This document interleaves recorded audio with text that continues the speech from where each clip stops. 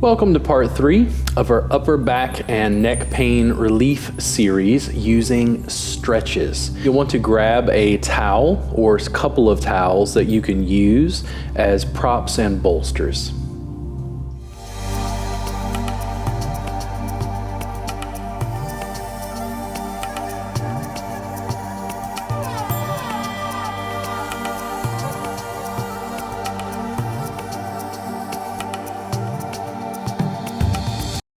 I'm going to take the towel and make it wide enough for the neck and then roll it up fairly tight.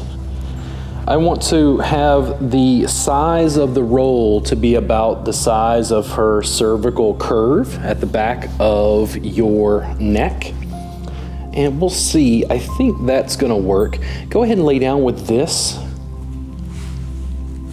right at the base of your head. And how does that feel? Good, okay. So this was about the right size. If you had a really big beach towel, it might be too big, too bulky. You might only roll up half of that. You just want something that's about the same size as the cervical curve. The back of her head is almost touching the mat, which is kind of what I was going for.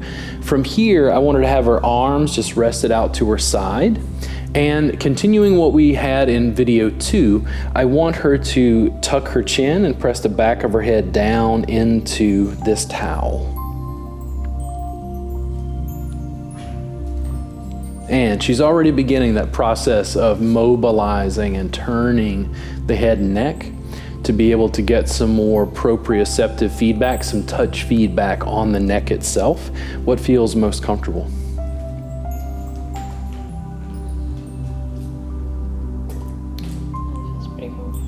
Okay. Are you feeling anything into the upper back whenever you tuck the chin and press the head down? Yeah, a little bit. A little bit? Stretch. Okay. Do you want to keep the towel where it's at, or do you want to move it further down towards the base of the neck? We can try moving it down. Okay, so lift your head just a little bit. We're going to tuck it down. Try it from there and see how that does. Yeah, that feels. Okay. Does it feel like it's getting into something that's more active? Mm-hmm. Okay.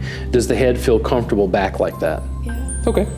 So if you did not feel comfortable with the head that far back, the size of your roll will make some difference. I would probably put a towel underneath your head, between it and the mat, just to give you a little bit more height. But she's able to do multiple things now. She can still tuck her chin and press the head down. So she's putting pressure on the muscles of the neck in a way that feels good to her. She was also engaging in that little bit of movement from side to side. Now, what happens if you combine, meaning adding, you can add the piece where, because now your shoulders are free, can you push the shoulder blades down towards the floor? There you go. Now what happens if you combine that with tucking the chin? There we go. You tell me. Do you want to move the head side to side? Yeah. Do you feel like when you press on the neck, when you tuck the chin, is one side tighter than the other? Is there one side you want pressure on? It feels like this side's tighter. So you want a little more pressure over here? Maybe. So here's what I want you to do. I want you to take your eye gaze a little bit towards me. I want you to turn the head. Now tuck the chin and press back and down. Oh, how's that? Good. Yeah, she had a response immediately because she connected with something there. You don't want it to be painful. You don't want it to be sharp, but it can be intense. What she can do is she is pressing into splenius capitis, splenius cervicis, levator scapula, and probably a little bit of trapezius. Don't worry about the name of those muscles. It's just muscles in the posterior of the neck that she's putting a little pressure in. As she puts pressure to the back of the neck, do you feel that pulling into your upper back? Mm-hmm. Yes. So a lot of these muscles go down onto what we think of as the rib cage, but it's down in the upper back. It's connecting along the spine in the upper back. We're trying to access that by using the neck as a sort of handle to pull into that area. Now let's also change arm position. What happens if you have the backs of your hands down? Does that change it at all when you press the shoulders down? There you go. Now, what if from this position, can you press the shoulders down towards your feet? Oh. That looks good. Okay. And we're just giving her multiple movement options. As you go through this, I don't want you to be afraid about going off-road. And what I mean by that is, if you start to move and you start to snake around and you find something that feels really great, I think it is completely safe for you to pull, stretch, breathe into that area, because your body is telling you that something is tight there that you can work on. Now, when she tucked her shoulders down, it looks like the towel is a little bit higher, more towards the base of the skull. Do you want more pressure down? Mm-hmm. Okay, so lift just a little bit. And from right there, how's that? That's good. Okay.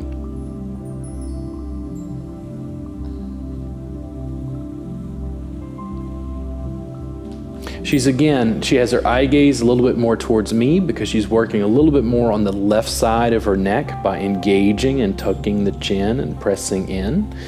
Now, once you get a good position again, instead of tucking the chin, what happens if you look back this way? Which one of those feels good? Looking down? Okay. So she gets to choose which direction she wants the head and neck to go. We're providing her essentially what is a combination of what I think of as yoga and massage. We're giving her a propped yoga version of tractioning skin and awakening her intelligence through that area. That is how BKS Iyengar always seem to refer to it. What we're doing is we're waking up her nervous system by providing proprioceptive and touch feedback to help her release and unwind muscles in that area. If I was going to assist from the outside, maybe you at home have somebody you can work with, I'm gonna come in and just provide a little bit of movement through the shoulder here. And I'm gonna give a little bit of pressure and then back off. And I'll also demonstrate this on the other side in case it's a little more challenging to see. 3 to 5 seconds on and off. And I'll reach over to this opposite side so you can see. Just 3 to 5 seconds. How does that feel? Good. Adds good peace, right? Yeah. Very gentle. You could do this in an active way, meaning you could in fact engage and pull your shoulder blade away. But there's something really nice about passive movement where I'm moving the person that they're working on themselves, that little bit of assistance.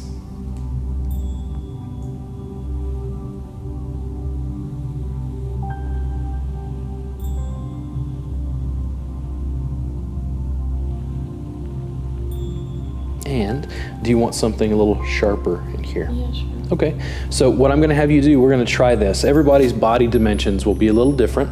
Because you seem to want a little more pressure on this side, I want you to take this arm, and I want you to think about your forearm here. I want you to put your forearm behind your neck. There you go. It'll be a little bit of an angle. Is this too much with the bolster here?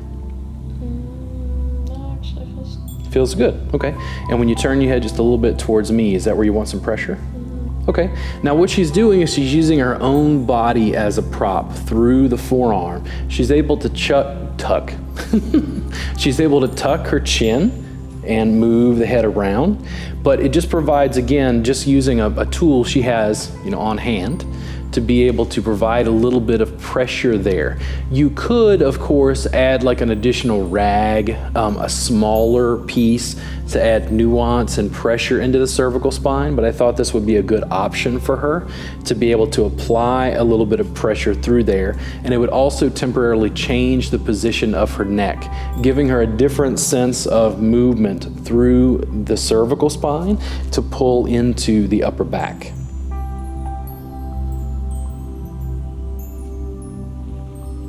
She has all this movement because she can play with the elbow, opening the chest, any kind of mobilization. And she can also play just with the pressure. So if her neck is pressing into the forearm, she can actually take the forearm and sort of pull it away or push it in. It's like she's working on her own neck.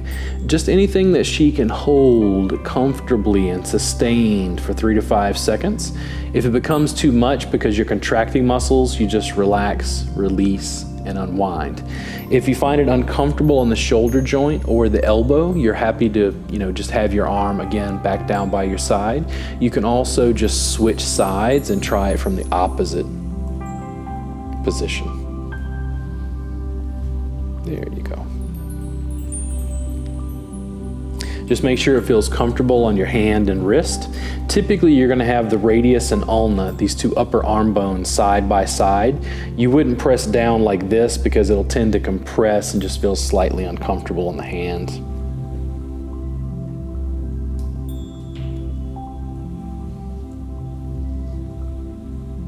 Not as tender there.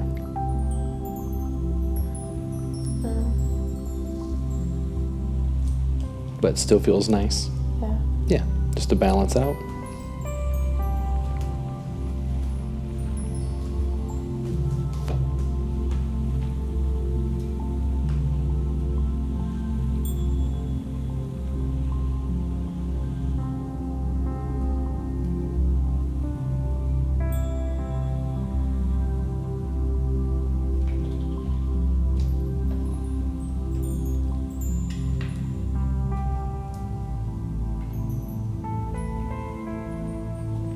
You go slow, you make sure to breathe, and again, you don't want to fall asleep in this position. You want to make sure you're active and engaged.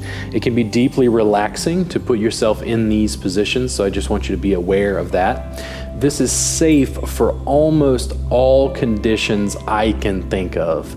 I'm trying to think if there's anything that I would recommend caution for this, and I think across the board this is fairly safe even if you're post-surgery. As long as you have healed from a surgery, these are very gentle techniques everyone should be able to use at home, using simple props, pillows, bolsters, towels that you can roll up and modify to make it easy for you to use.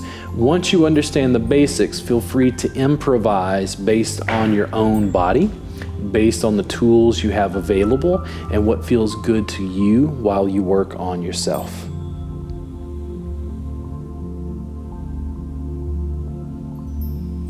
How do we feel there?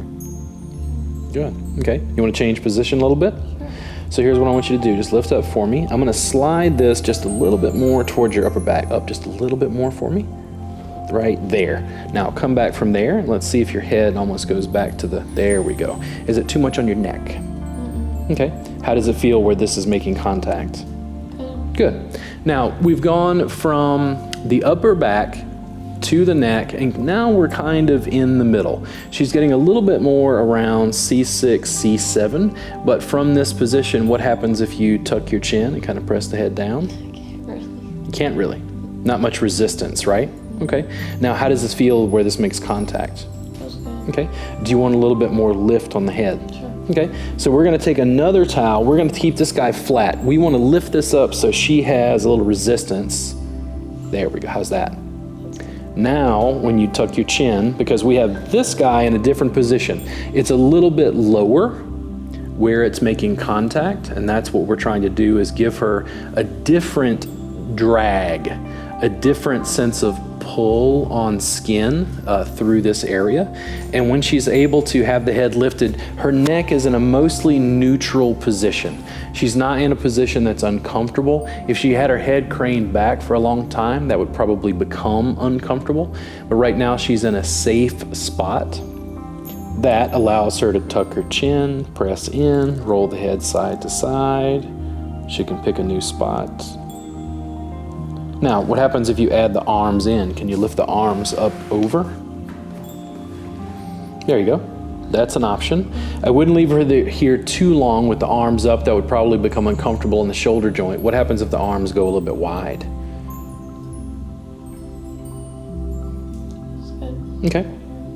And she starts to feel it up here. This is a secondary component, but it gives her some nice feedback about what is possible as far as the pressure that she's delivering back into the towel. It also just gives her an option to be able to change position. You're mobilizing over multiple joints. Even though this is extremely easy to do, I don't want you to think this is simple. This is an extremely complex change in how she's using her body by opening the chest, pressing into the cervical spine, and affecting structures all the way down essentially to her spinal cord. So what sensation do you have right now, Lucy? Where do you feel anything? Where's the sensation at? Back of my shoulders, also a little bit across the front. Across the front? And is it comfortable up here? Okay. Do you want a little bit more in the back across the shoulders? Okay. What I'm going to have her do to add nuance, she's in a comfortable, open-chested position. She's got a little bit of sensation at the back of the neck, and her head is at a neutral position. I want her to tuck her heels in towards her bottom as comfortably as she wants, as tight or as loose as she wants. I want you to gently start to lift your hips so that there's more pressure down into these guys. And you can lift or lower yourself as much as you want, meaning at the hips, and then also, are you pressing up, down? You tell me where you want to be. You can also shift the arm position if you need to, because she's got more body weight down into that bolster to be able to give her more proprioceptive feedback, more lift there. She's also engaging the quads, but that's not really the focus. We're really trying to get her to focus on the neck and the pressure there. What feels best? Feels good. Right there. Now, if I had large enough bolsters, what I might do from this position is actually prop her underneath to hold her in this position for a while in a way that feels comfortable to her. How's that on your legs? Good. Starting to get tired? Not too bad yet. Not too bad? I probably would. Okay, do you mean to try to prop you? Sure. Okay, let me see if we can real quick. We're just gonna play with the props we already have on hand. We just had some towels. I'm gonna fold these guys in half. I'm gonna take these down. That looks like it's high enough, right about there. Can you lift high for me? And we're gonna see. How's that there? Yeah, that's good. There we go. Now, when she said that's good, probably what she felt is she was able to relax through her pelvic bowl, through her hips, and now she's propped high. Is that too high? Maybe a little bit. I'm not feeling as much pressure here. Okay, so I'm gonna lift for me. I'm gonna slide this out right there. Try that. That's good. There we go. So we allowed her to change the position. You'll also notice that from this position, her pelvis is higher than her heart. We're essentially increasing venous return back to her heart because we've changed her position in gravity. It's a slight, very slight inversion. We're moving towards putting her upside down. Are you feeling more pressure here now? There you go. Then with your arms, again, you can play if you want them down by your side. What happens if you pull the arms up and you kind of tuck them across your chest there? Is that more pressure? Yeah, a little bit. Okay. Just playing with range of motion to be able to accentuate the pressure to the posterior. She's lifting and moving her arms around. And then what happens from this position if you tuck the chin again? There you go. That's also opening facet joints in the cervical spine, particularly in the low portion. That little bit of tuck seems to open the facet joints instead of the way they're closed down when you tuck forward. When I talk about facet joints, they're just little bitty joints on the side of the vertebra that have muscles that close them down. When we're in protraction with the head forward, it tends to close them, and by doing retraction, it tends to open them slightly and feel nice on the musculature there. There we go.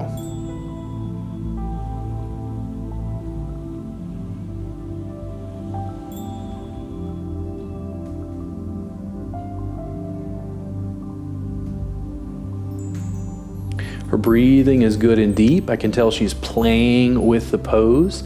Even though she has her eyes closed, that's exactly what I'm going for when I'm teaching someone yoga. Lots of my work will combine elements that people classically will think of as massage or yoga that are fused into a seamless whole.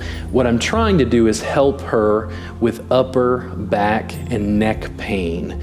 We're dealing with some of the fundamental structures that are helping create that posture that seems to be facilitating pain patterns.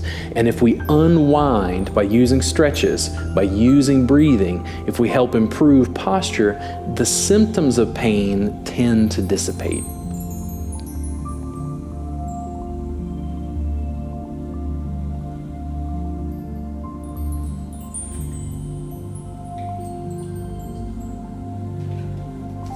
Pretty heavy at the base of the neck there. Feels good? There we go.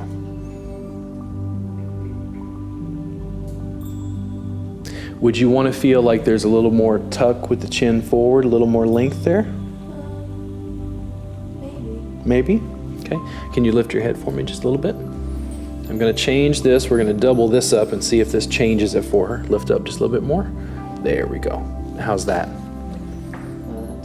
Okay. Does that still give you pressure on the lower portion of the neck? Actually not as much. Not as much? But the length The neck feels good. feels good. Now, when she's lengthening those muscles in the back of the neck, they're pulling down into the upper back, right? Mm-hmm. Now, I can shift and change this in any way. She's fairly limber and open, so it's easy for me to put her in maybe a more extreme form of the stretch. For anyone else, just go at your own pace. Make sure it feels comfortable. Don't feel like you have to go to the fullest expression. If all I do is lengthen my neck by tucking my chin, I get to right there and I can already feel that in the back of my neck. If I hold that for 5 minutes, that's going to be a fairly extreme stretch, just like doing a yoga pose and holding it for 5 minutes. I'm trying to find her comfortable edge, which allows her to get some nervous system feedback without having a response be to tighten up and protect.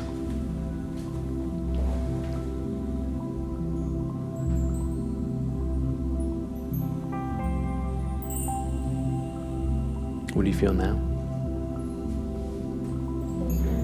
Just base of the neck mainly? Okay. Do you feel it into the upper back some? Yeah. Is it pulling down towards the shoulder blades? Yeah.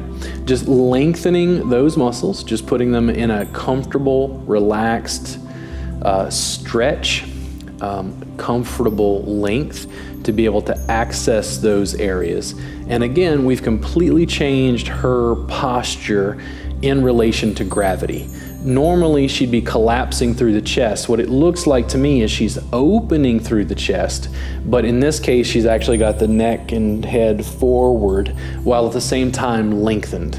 So we've lengthened the cervical spine and have her head slightly forward to lengthen the posterior neck and be able to open up potentially those facet joints in the cervical spine. What happens if you turn the head gently side to side? Which direction?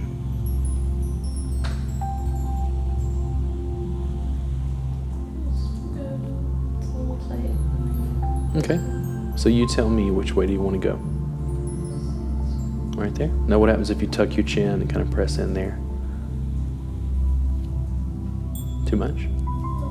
Okay, so don't give yourself too much, just go right to whatever your edge is.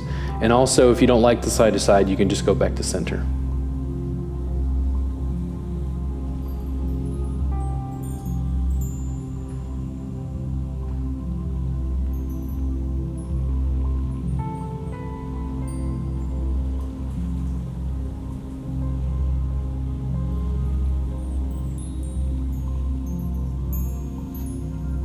There you go. We're really trying to teach you to play with your own body and mobilization in addition to breathing. There is a ton that most people can do to work on their own moderate to severe pain by using simple, easy techniques anyone can use at home to be able to help themselves. It's a combination of yoga and massage.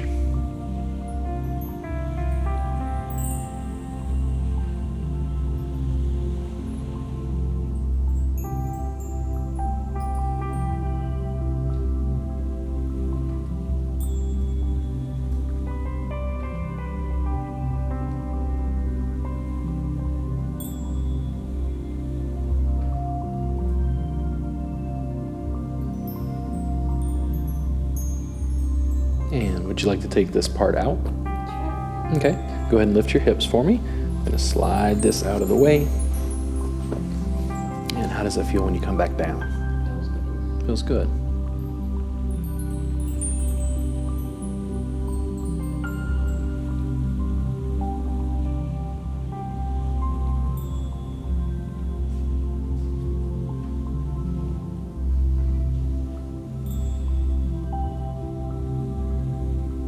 Feel like you have plenty of support on your head and neck? Okay, go ahead and sit up for me. Take your time. I want to see how that feels on your upper back and neck. And it feels good. Really open, more free. Yeah. It feels probably like you can sit for a prolonged period of time, like with no strain, right? Yeah. It doesn't look like you're, collapsed forward. Long term, this is just helping open the chest and then allow these muscles to go back to a normal tonus, a normal length. I often feel like these muscles are pulling and they're fighting and losing a battle with very tight muscles in the front. By changing her position in gravity, we're opening the chest passively so that these muscles can just go back to a normal resting length. Thank you so much for watching. I hope this brought you some relief. You can combine the things that we showed in part 1, 2, and 3 into a little routine so you can work on your upper back and neck pain. You will be surprised at how much relief you will feel, particularly from repeated sessions each day for maybe 5 to 10 minutes to start. Thank you so much for watching us today, and I hope you get maximum relief. Remember that you can find the full Stretches for Pain Relief course on Amazon.